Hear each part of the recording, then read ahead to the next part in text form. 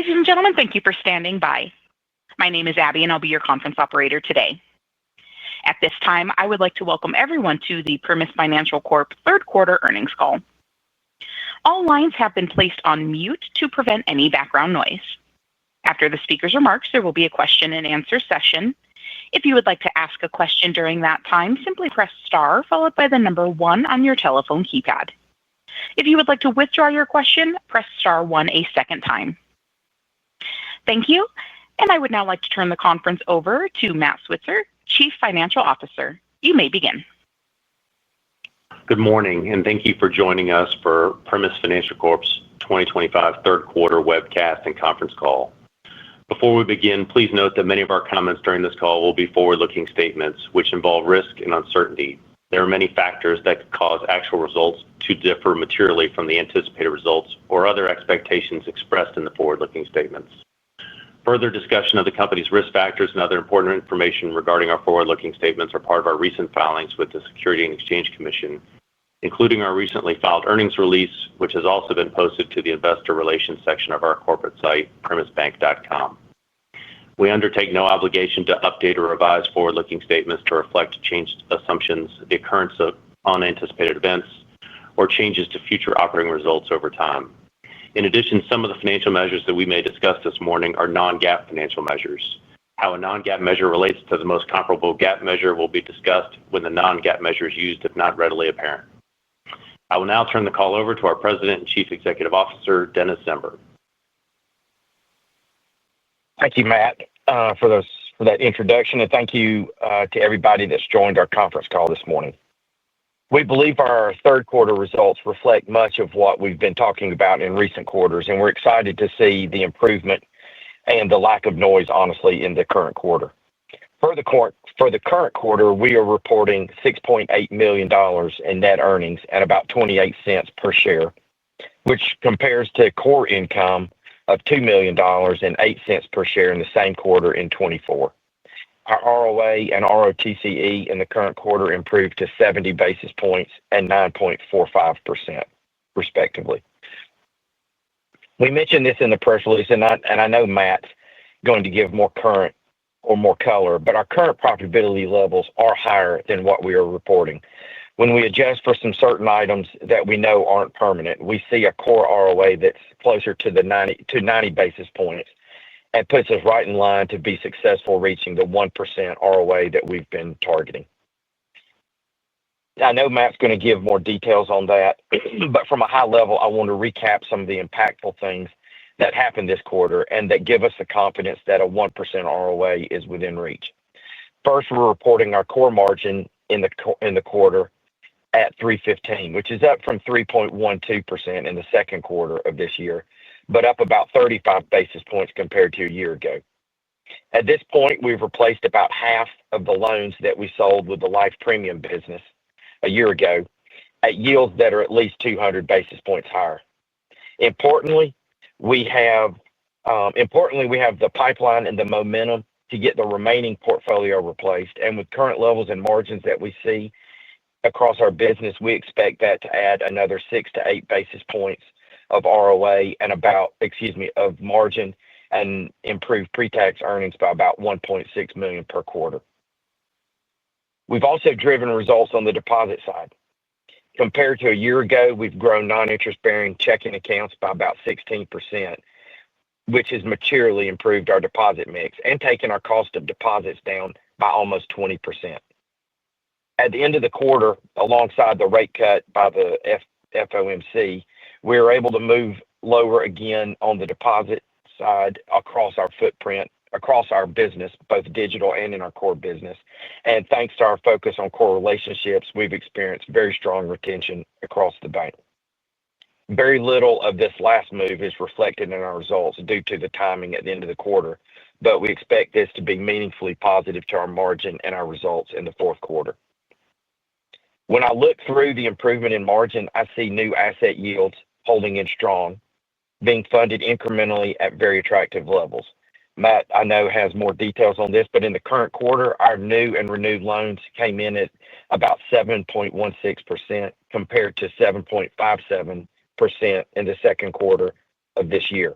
New deposit mix, new deposit business is a mix of us competing hard on new businesses, commercial businesses, and driving down the overall cost with new checking accounts.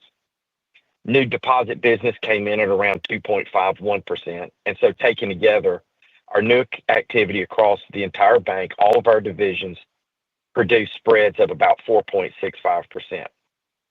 These kind of incremental margins on balance sheet growth is important because we're still relying on operating leverage to drive our results to where we know they should be.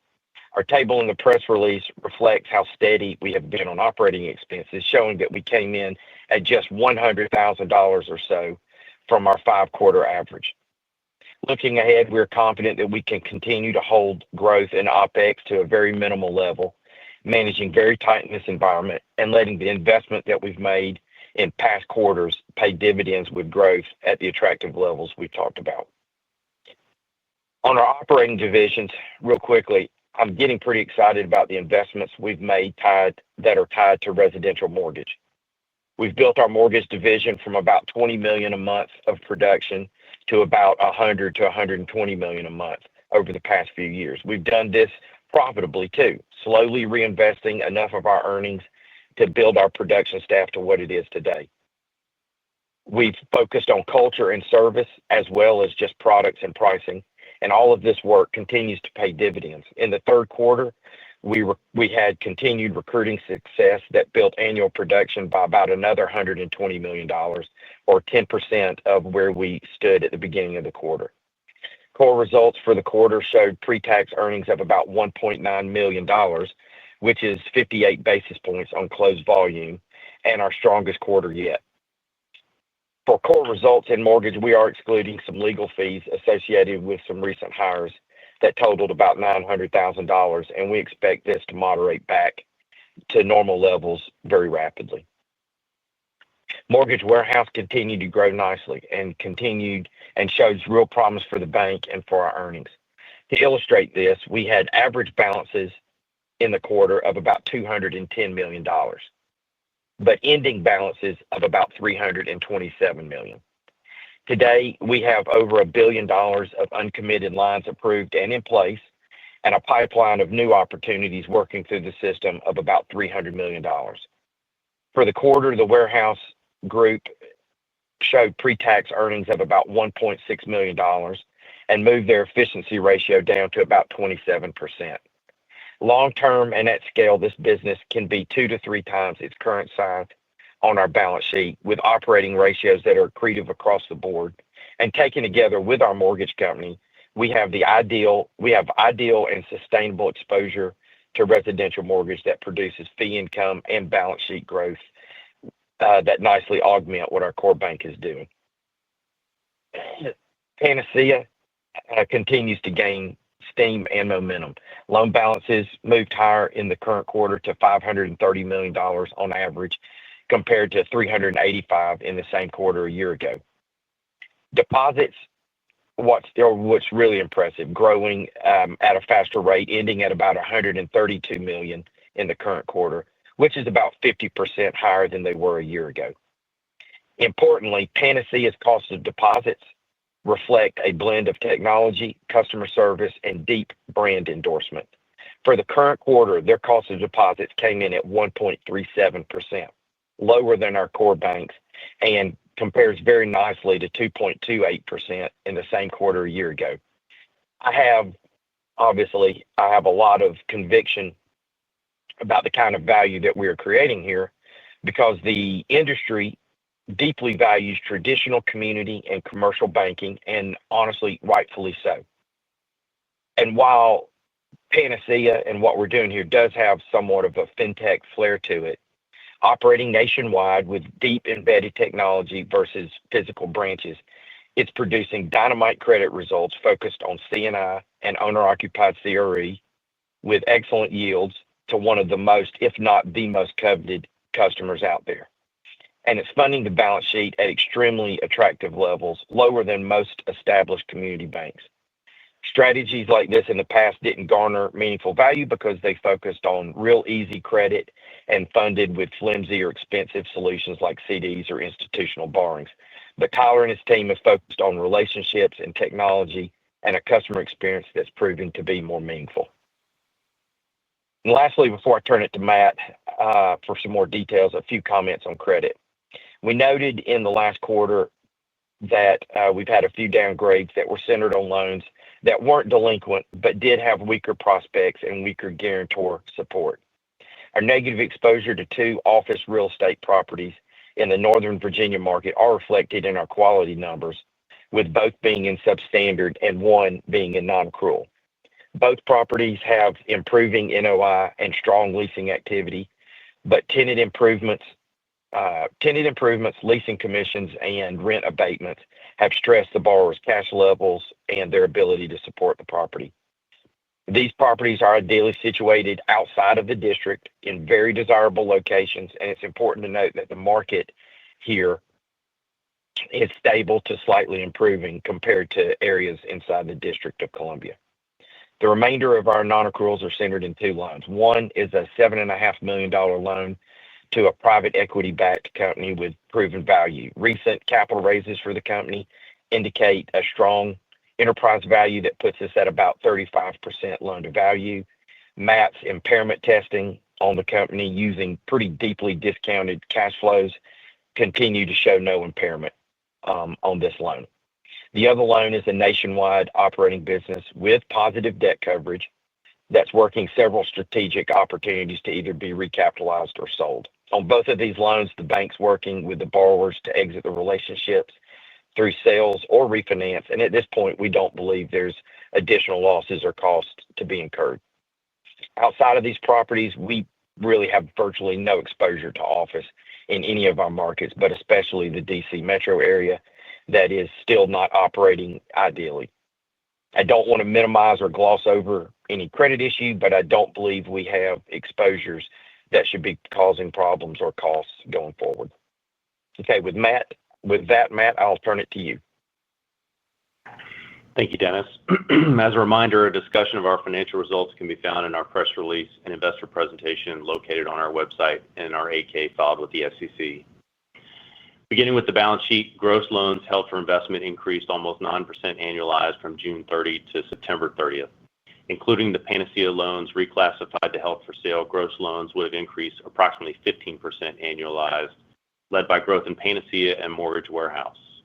Importantly, average earning assets increased 10% annualized in the third quarter, positioning us to fully replace the earning assets sold a year ago with the Life Premium Finance sale. Deposits were flat in Q3 due to limited runoff at the end of the quarter after the Fed rate cut, but were still up 7% annualized using average balances for the quarter. Even more impressive, non-interest-bearing deposits increased 10% annualized in the quarter, with a strong contribution from the core bank and Mortgage Warehouse. As Dennis discussed, our focus has been making sure we execute on the strategies that drive the ROA higher from here, which we've done. Our net interest margin in the third quarter was 3.18%, up from a reported 2.86% last quarter and 2.97% in the year-ago period.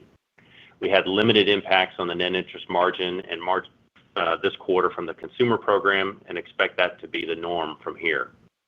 The margin was impacted by interest reversals on loans moving non-accrual in the quarter and would have been 3.23% on an adjusted basis without those reversals. We're still booking new loans with yields near 7%, and we have a substantial amount of loans repricing later this year and next that will continue to move yields higher and help the margin. The core bank cost of deposits remains very attractive at 173 basis points in the quarter, down 6 basis points linked quarter. In addition, we used the Fed cut in late September as an opportunity to move digital rates down more aggressively by lowering rates 35 basis points at that time, which should benefit us meaningfully in the fourth quarter. Our provision this quarter was a small release driven by growth in the loan portfolio tied to categories with lower reserve requirements, low core charge-off activity, and the release of reserves for moving a portion of the Panacea loans to held for sale. Non-interest income was $12 million in the quarter versus $10.6 million in the second quarter when excluding PFH stock sale-related gains, with increased mortgage revenue as the primary driver. Mortgage revenue and profitability bounced back in Q3 with pre-tax income of approximately $1.9 million versus $0.1 million in the second quarter, and which had been impacted by costs tied to new teams onboarded at the end of March. To give you a sense of the scale we were building in mortgage, we funded 59% more loans in September of 2025 than we did in September of 2024. We also closed $26 million of construction to perm loans in the quarter, where we won't see material profitability at closing, but generate attractive gain on sale revenue in a couple of quarters. On the expense side, when you exclude mortgage and Panacea division volatility and non-recurring items, our core expenses were $21.6 million versus $22.3 million in the second quarter. There are a handful of items described in the earnings release that are one-time in nature but don't rise to the definition of non-recurring for reporting purposes, and totaled approximately $1.8 million, including one more month of technology contract savings. Normalizing for these items, core non-interest expense was approximately $19.8 million, putting us only slightly higher than the year-ago quarter. We are laser-focused on driving that number down further, even in the face of inflationary pressures that would otherwise move it higher. In summary, as we detailed in the earnings release and investor presentation, our reported ROA was 70 basis points in the third quarter. Adjusting for the expense items we just highlighted, pre-tax earnings were closer to $11 million, and ROA would have been approximately 90 basis points in Q3. With growth and repricing of earning assets, pre-tax earnings will grow to over $13 million in the near term, which equates to our 1% ROA goal, with upside still from there. We're pleased that the third quarter showed meaningful progress on profitability with many fewer one-time items that had masked our core earnings power before. As I stated last quarter, we have substantial tailwinds from here that get us to strong profitability ratios without Herculean efforts, just straightforward blocking and tackling. We recognize that one quarter is not considered a trend, but we firmly believe that we are seeing that trend play out and look forward to demonstrating our earnings power from here. With that, operator, we can now open the line for Q&A. Thank you. If you have dialed in and would like to ask a question, please press star one on your telephone keypad to raise your hand and join the queue. If you would like to withdraw your question, simply press star one a second time. If you're called upon to ask your question and are listening via speakerphone on your device, please pick up your handset and ensure that your phone is not on mute when asking your question. Again, it is star one if you would like to join the queue. And our first question comes from the line of Russell Gunther with Stephens. Your line is open. Hey, good morning, guys. Hey, Russell. Good morning.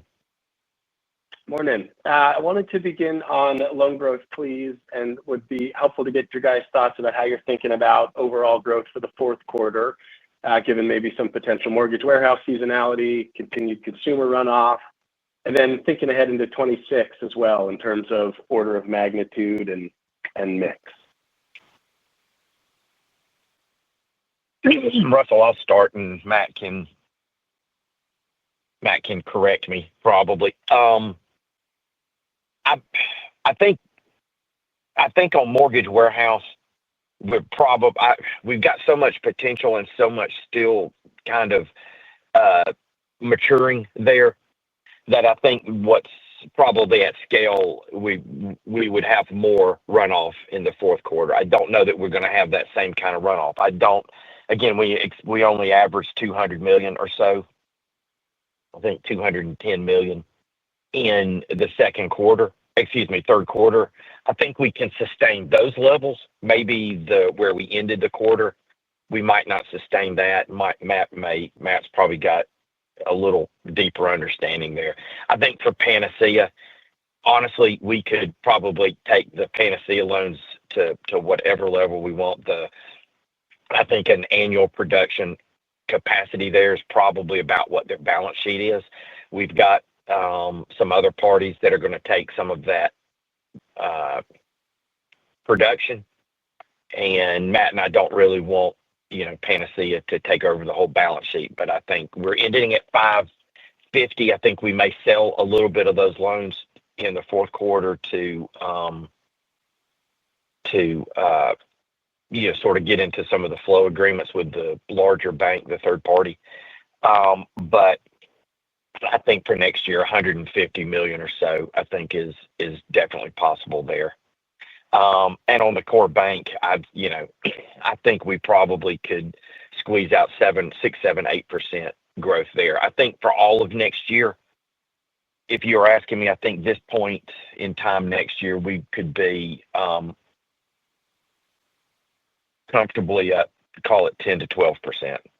Matt, what's your thoughts? Yeah, I agree with all that. And I mean, a lot of our growth this quarter was mortgage warehouse related. We would normally expect some seasonality, but as Dennis mentioned, I mean, they're still on the growth path in terms of adding customers and lines. So even though utilization may drop some in the fourth quarter, the additional lines they're bringing on is going to offset some of that growth. So they'll probably be up some on an average basis in the fourth quarter. Okay. That's great color, guys. Thank you. And then my next question was in regard to slide 11 of the deck. Kind of two parts. One, the timing of when you'd expect to get to that 330 margin that you say is average earning asset driven. I think maybe just expand upon what you are referring to when you talk about continued shifts in deposit mix will then become a focus. Go ahead, Matt. Yeah, I mean, I think we'll be closer to 330 margin as we exit this year, so probably first quarter next year. And then the deposit mix change is, I mean, we've talked about this for a couple quarters now, and you can see it in the balance sheet results. We are 100% focused on increasing our proportion of non-interest-bearing deposits. We have I wouldn't say long-term goal, more of a medium-term goal to have that number closer to 20% of total deposits. It's about 20% in the core bank, but we want it to be 20% for the entire institution. So, 26, that is a focus of ours, just like it has been in 25, getting non-interest-bearing percentages up. So that's really the remixing we're talking about. Russell, I would add that if you look at the bank as a whole, I mean, we have more technology and more strategies focused on driving low-cost deposits at a pretty fast clip than we do on the loan side. And we've got pretty notable loan strategies between warehouse and Panacea and the life premium business that we sold. But vibe in and around our markets is driving massive pipelines and massive success. I mean, we've looked, our peer group is up 5% in checking accounts, and we're up 16%. And I'd attribute some of that to, what we're getting in the lines of business versus as well as, in the core footprint. So we really believe that our long-term value here of sort of being unique is centered more on the deposit side than the loan side. Right now, we're driving real success in the margin and with replacing the earning assets, as Matt's showing you here in this graph.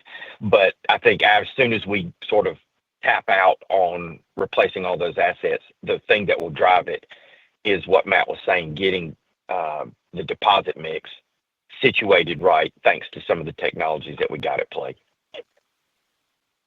Got it. Okay. Very helpful. Dennis, Matt, that's it for me. Thanks for taking my question. All right. Thanks, Russell. And as a reminder, it is star one if you would like to ask a question. And our next question comes from the line of Christopher Marinac with Janney Montgomery Scott. Your line is open. Thank you very much. Thanks for hosting us, Matt and Dennis. Wanted to ask about deposits. And Dennis, the point you made on deposit costs incrementally, with interest rates going down, does that get harder to do, or does it get more easier or flexible for you to drive more deposits in at kind of the appropriate rate to push up margin? I guess it really could go either way. I think you look at our universe or our competition, Chris, I mean, a lot of them are sort of looking at falling rates, the Fed cuts, they're looking at that to be, the whole industry honestly has been looking at that to be the sort of driver to get some of our margins back. So we suppose, Matt and I both suppose that the competition is going to be using most of that to get the biggest beta possible. I think the fact that we're driving as many checking accounts into the bank lets us be sort of more aggressive on, business money markets, business checking, consumer, even CDs, and still sort of maintain a cost of deposits that's at or below our peer group. And we're more of a growth bank, so we have to sort of balance, where we're bringing in or where we have things priced versus just straight for profitability. So that checking account growth is absolutely key to us keeping, deposit flows at the right level. Matt and I don't want to fund a balance sheet with brokered CDs and institutional borrowings like Federal Home Loan Bank. We want to be core funded, and we don't want that to, eat into the margins or the operating leverage we want. The only thing we can do to stay competitive and be very competitive are those checking accounts. And and as long as we're driving checking accounts in at sort of better than 10%, I think we can be very competitive on the rate-oriented products, Chris, and still punch out good growth and good profitability. Got it. That's helpful, Dennis. Thank you. And I guess just kind of another point, because you've now been doing the digital bank process for several quarters, a couple of years now, are you finding evidence that these are more sticky customers, which is really differentiating Primis from the rest of the pack? 100%. And Matt can give you more color here, but our average customer has over $50,000. The average customer, I think we're right maybe a month from having average customers deposit relationship for 2 years. Over 90% of our customers have either more than one deposit account with us or more than one product, or they've referred a customer. Unquestionably, these are stickier than what the industry believes. Chris, I would still caution you though. These are not customers that are in the branch. These are customers using a digital experience that's by far better than what most banks are rolling out. Still, they're more rate sensitive than the traditional community bank customers. So we're not going to get ahead of ourselves and try to push these rates down to Fed funds minus 150. That's not going to be these customers. But we've moved rates 3 or 4 times now. Matt can correct me, and we've got retention rates over 90%. Matt, help me make sure I'm right on most of that. You're 100% right. And as I mentioned in my remarks, Chris, we were aggressive after this last Fed cut because we were seeing, still growth and balances without any advertising. And, based on our read of the deposit base, it looked like we were probably a little bit high relative to the rest of the market. So we actually had, we cut rates a little bit more than the Fed cut in September. And we did see a little bit of runoff, but nowhere near the runoff you would have expected from a deposit base that was truly hot money based or rate sensitive. There were some, rate sensitive customers in there, but frankly, no more than we would have in the core franchise. So we're pleasantly surprised with how sticky these deposits have been as we've lowered rates with the Fed, and it's been a very valuable funding source for us. And as we talked about in previous quarters, allowed us to protect the core bank deposit base, which is still very low cost and very sticky. Chris, I'd add one more thing. I was speaking on a panel a few weeks ago, and people were asking about digital, and the industry. And I'll be honest, I had this too. The industry believes that kind of digital customers that you never see or touch, have some sort of hotness to them. hot money. Honestly, every customer, we have 20,000 customers, maybe 25,000 when you include, all the lines of business. Every single one of those customers has a banker, and every single banker's cell phone is in the hands of every single customer.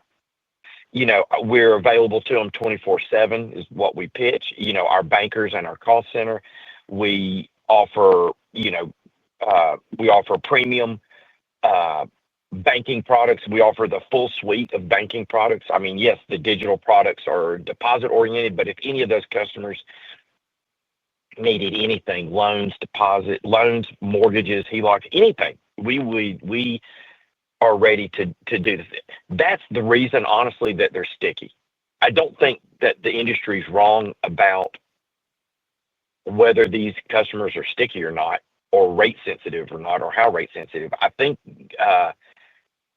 think we've just sort of neutralized that by working hard to build relationships with these customers and sort of, I guess I hate to say it, but sort of community bank style. And I think that's been successful, and really we're proving it out with what Matt just said. Understood. I had a asset quality question, which is and thanks for the information you gave on a couple of loans. Do you see any of those getting resolved in the next, 2, 3, 4 quarters? And even though it's only a few basis points of margin difference, do you see any of that helping you in the next few quarters? The larger C&I, the C&I property that's sort of the operating business,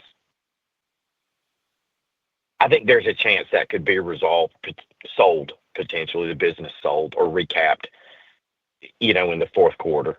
That would improve the margin, obviously, because that one is on non-accrual and was for the whole quarter.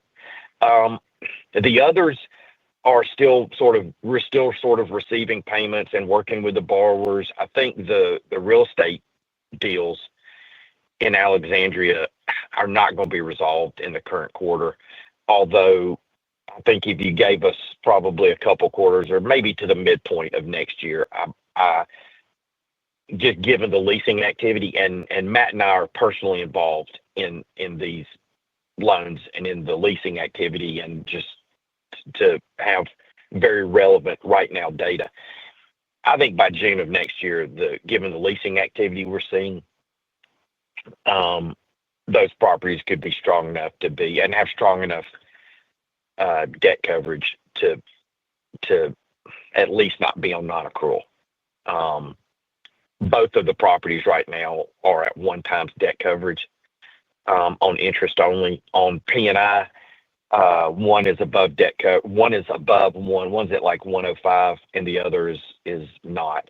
But the leasing activity on the one that's on non-accrual, I think by June of next year we could have it above 1x debt coverage on a P&I basis. So I would tell you, really, we just got one that could be resolved in the current quarter, and the others, I hate them being in non-accrual and substandard and all, but I believe we're, in the best possible place we could be with those. Great. Thanks. That's good background. Thank you. And then just the last question, just to connect that, what you said at the beginning of the call, but the expense numbers should continue to get better given the operating difference as you outlined in the release. And we'll just see that quarter to quarter. I suspect it's not just a fourth quarter phenomenon, but it will go over the next few quarters. Yes. Yeah.